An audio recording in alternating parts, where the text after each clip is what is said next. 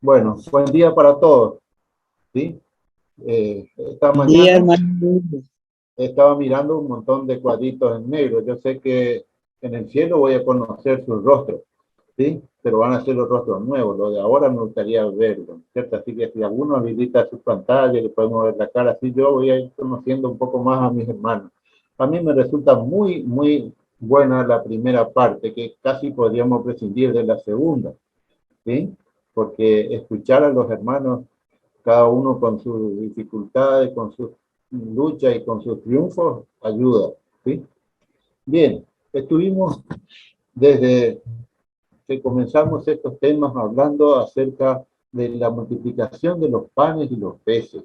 Y hemos visto la compasión de Jesús por la multitud, hemos visto cómo Jesús este, hacía milagros con lo poco que le traían a mano, ¿no es cierto? Cómo respondió la multitud.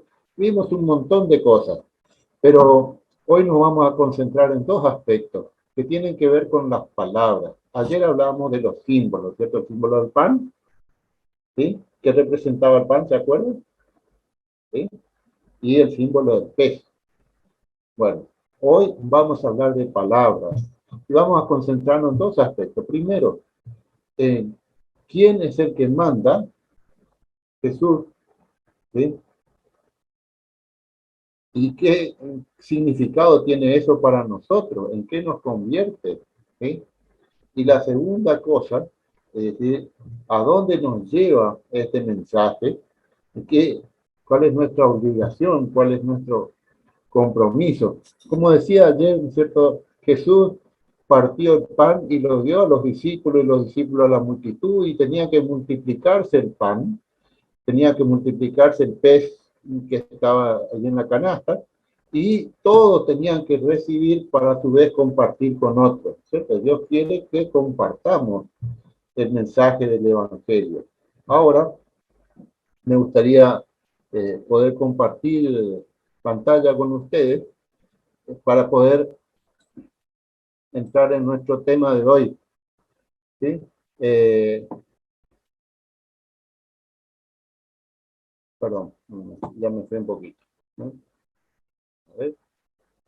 Ayer habíamos visto esto, recoger los pedazos que han quedado para que no se pierdan nada, que había que cuidar tanto la parte, eh, tanto la parte física como la parte espiritual. Y ahora vamos a ver eh,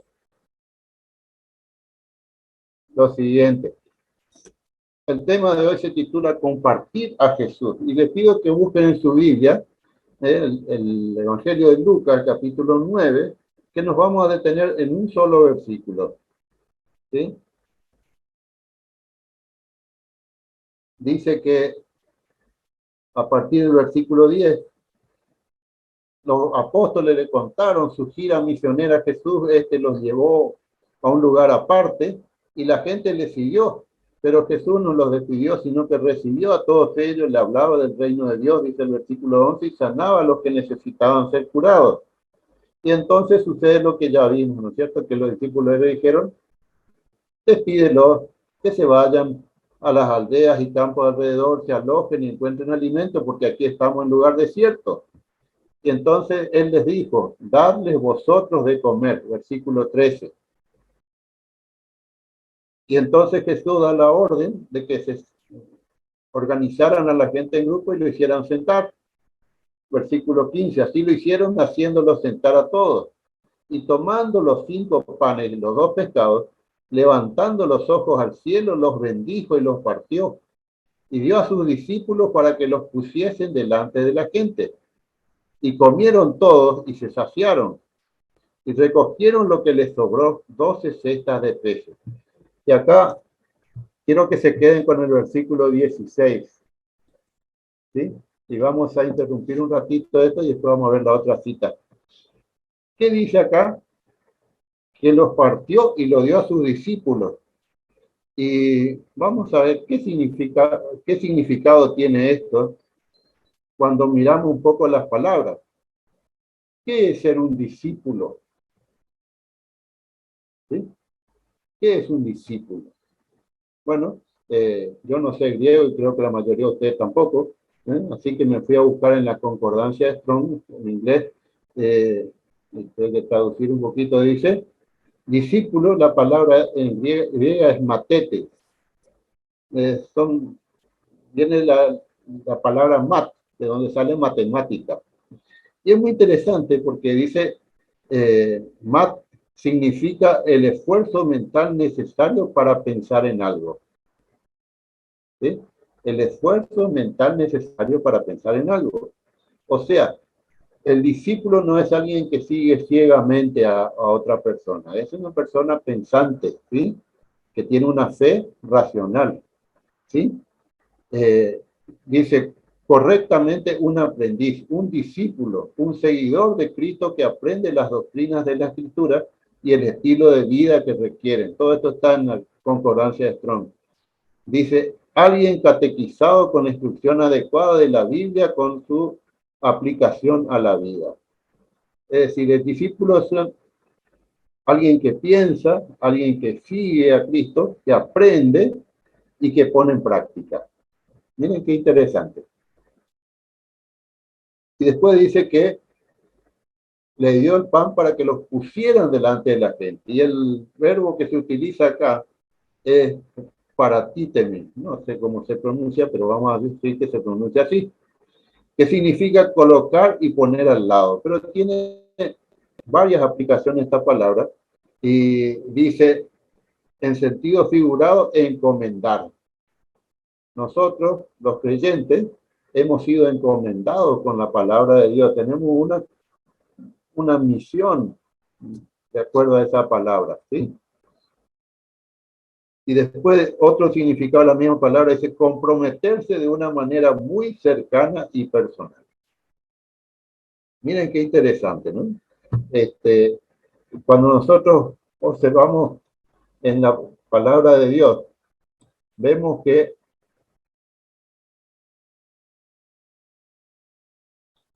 eh, vemos que Jesús les dio a los discípulos una orden y ahora vamos a ver, oh, perdón, aquí estamos, lo que dice Elena de White al respecto. En Lucas 9, del 10 al 17, entramos en la quinta lección que aprendemos. Dice, el acto de Cristo al suplir las necesidades temporales de una muchedumbre hambrienta entraña una profunda lección espiritual para todos los que trabajan para Él. Cristo, al darle de comer a la gente, estaba enseñando, por eso es el gran maestro, ¿sí? Y esa lección espiritual es para quienes, para los discípulos, para los que trabajan para Él. Cristo recibía del Padre, Él impartía a los discípulos, ellos impartían a la multitud y las personas unas a otras. Se formaba una cadena, ¿cierto? La cadena de la salvación. Así, sigue el texto, todos los que están unidos a Cristo recibirán de Él el pan de vida, el alimento celestial, y lo impartirán a otros. A medida que continuamos impartiendo, continuamos recibiendo. Y cuanto más impartimos, tanto más recibiremos. Así podemos constantemente creer, confiar, recibir e impartir. A ver, memoricen estas 4 palabras, porque después salgo de la pantalla, ¿no? Creer, confiar, recibir, impartir. Bueno, lo vamos a repetir, ¿sí? ¿Es lo mismo creer que confiar? A ver, ¿qué les parece a ustedes? ¿Es lo mismo creer que confiar? Nosotros decimos que la fe es No, confianza, no es lo mismo. No es ¿sí? lo mismo, hermano Willy. ¿Sí? No es lo mismo. Bueno, que No, Luisa tiene razón. Eh, no es lo mismo, ¿no es cierto? En inglés hay 2 palabras, 2 verbos diferentes, ¿no es cierto? Una cosa es to believe y otra es to trust, ¿no es cierto? Creer y confiar. Y en castellano también tenemos esas diferencias. Ahora, ¿qué diferencia hay? ¿Cómo sabemos la diferencia? Vamos a poner un ejemplo. ustedes quieren comprar un automóvil, un carro, un auto, como decimos tan Formosa, y miran a ver cuál es el auto que les conviene. Bueno, entonces encuentran uno que creen que ese es el auto que les va a servir, ¿sí? Entonces van, tienen el dinero, lo compran, y ¿cuándo confían en el auto? Después de haber andado un tiempo con él, ¿cierto? Uno no confía hasta que conoce, porque yo me subo a un vehículo y parece muy lindo, pero no anda como yo quiero, bueno, me quedo con el chasco. Pero si el auto es como yo pensaba o supera mis expectativas, entonces digo, ah, qué bueno, puedo confiar en este vehículo, ¿eh? Sé que me subo al auto y cuando giro la llave va a arrancar y no me va a dejar de a pie, ¿verdad? Ahora, vamos a un ejemplo bíblico. ¿Ustedes recuerdan cuando los discípulos estaban remando en medio de la tempestad allí y Jesús los veía desde la costa y fue caminando sobre el agua para encontrarse con ellos? ¿Cuántos discípulos había en el bote? Pues estaban los 12 y quizás algunos más. No sé cuántos había, ¿sí? Este, el hecho es que los 12, vamos a suponer que eran los 12 que estaban en el bote, ¿cuántos de los que estaban en el bote se mojó los pies? Pues uno solo, Pedro, ¿verdad? Que él le dijo, Señor, si eres tú, permite que yo vaya a ti sobre las aguas. De los 12, todos confiaban en Jesús, perdón, todos creían en Jesús, pero uno solo confió. ¿Sí? Creer es pensar que algo que me dicen es cierto. Creer es poner en la otra persona un voto de confianza. Bueno, esta persona me parece a mí que va a ser así. Ahora, la confianza, eh, alguien está compartiendo pantalla, ¿sí? La confianza, eh, me disculpan, pero me distrajo eso, ¿sí? Bueno, la confianza se adquiere con el tiempo, tiene que ver con una relación con el Señor Jesucristo. Por eso decía, creer, confiar, recibir e impartir. Si tú no crees, no vas a confiar. Aunque a veces se puede creer y no confiar, eso sería un poco raro, ¿no es cierto? Ahora, si yo no creo, si yo no confío, no voy a recibir. Y en consecuencia, si yo no recibo, ¿qué voy a dar? Todo este proceso es el proceso del discipulado, ¿sí? Y señalaba lo primero, ¿por qué nos metimos ahí en el griego y ahora nos metemos con estas palabras? Para señalar dos cosas. En primer lugar, la dignidad que Dios nos dio. Nosotros somos discípulos, somos aprendices, somos, eh, digamos, lo que estamos al lado de Jesús y estamos aprendiendo de Él. ¿Qué estamos aprendiendo? Lo que hemos creído en Él, estamos aprendiendo a confiar en Él y estamos aprendiendo cómo llevar su mensaje, ¿sí? Pero tenemos que aprender antes de poder impartir. Tenemos que recibir antes de impartir. Y esto es muy importante y muy necesario que se considere, ¿sí? Eh, el hecho de que Dios nos haya elegido para llevar su mensaje es un alto privilegio. Un muchacho eh, tenía que hacer su currículum para presentar en una empresa y bueno, entonces puso en su currículum encargado de mantenimiento de superficies transparentes. Y bueno, lo contrataron y entonces le preguntaron qué significaba el título de su trabajo anterior, encargado de mantenimiento de superficies transparentes. Y bueno, le dije, pues yo limpiaba vidrio. Pero para él, eh, con las palabras, ¿no es cierto?, disfrazó un poco la humildad de su trabajo, le dio relevancia a lo que estaba haciendo. No era simplemente limpiar vidrio, era algo más, ¿no es cierto? Él se sentía una persona con más capacidad que simplemente limpiar vidrio. Y con Cristo pasa al revés. A veces no nos damos cuenta de la dignidad que nos confiere el hecho de ser discípulos. No nos damos cuenta de que vamos en el nombre más poderoso del universo. No nos damos cuenta de que somos personas con una dignidad que va más allá de nuestra linda cara o nuestra fea cara, ¿cierto? Eh, no tiene nada que ver con nuestra apariencia, no tiene nada que ver con nuestra situación económica, no tiene nada que ver con lo que nosotros nos planteamos acerca de nosotros mismos, porque no vamos en nuestro nombre, vamos en nombre de otro. Y ese sí que es digno de toda alabanza. En el nombre poderoso de Jesús, cuando nos presentamos a la gente, no tenemos que tener temor. Si sabemos mucho, no sabemos nada. Si somos pobres, si somos ricos, no tiene ninguna relevancia. Lo importante es que vamos comisionados en el nombre de aquel que murió por nosotros. ¿Y quiénes somos nosotros? ¿Quién soy yo para que Jesús me haya llamado y me haya dicho, vos vas a ser quien vas a dar mi palabra?